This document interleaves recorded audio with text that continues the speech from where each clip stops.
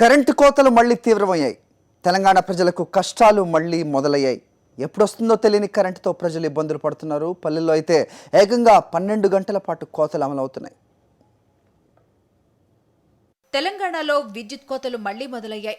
జల విద్యుత్తో పాటు థర్మల్ విద్యుత్ కేంద్రాల్లోనూ ఉత్పత్తి తగ్గిపోవడంతో కోతలు అమలు చేయాలని రాష్ట్ర ప్రభుత్వం నిర్ణయించినట్లు తెలుస్తోంది. హైదరాబాద్లో 4 గంటల పాటు అధికారికంగా విద్యుత్ కోతలు విధిస్తున్నట్లు టీఎస్ఎస్పీ డీసీఎల్ ప్రకటించింది.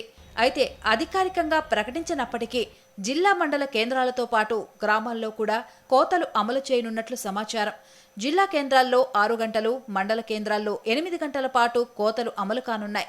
ఇక గ్రామాల్లోనైతే ఇప్పటికే ఏకంగా 12 గంటల పాటు కోతలు అమలు చేస్తున్నారు. అనధికారికంగా రాత్రి సమయాల్లో కూడా విద్యుత్ సరఫరా నిలిపేస్తున్నారు. దీంతో ప్రజలు తీవ్ర ఇబ్బందులు ఎదుర్కొంటున్నారు. వ్యవసాయానికి విద్యుత్ సరఫరా పరిస్థితి కూడా ఇదే విధంగా ఉంది. తెలంగాణలో విద్యుత్ డిమాండ్ 155 మిలియన్ యూనిట్లు ఉంటే సరఫరా 143 ఎంయూలకు పరిమితమైంది. మిగతా 12 ఎంయూ మేరకు అనధికారికంగా కోతలు అమలు చేశారు. విద్యుత్ డిమాండ్ ఇంకా పెరిగితే పరిశ్రమలకు కూడా వారంలో ఒకరోజు పాటు కోత పెట్టే అవకాశం ఉందని ఇంధన శాఖ వర్గాలు తెలిపాయి. రాష్ట్రంలోని రిజర్వాయర్లలో నీటి చేరిక తగ్గిపోవడంతో విద్యుత్ ఉత్పత్తి బాగా తగ్గిపోయింది.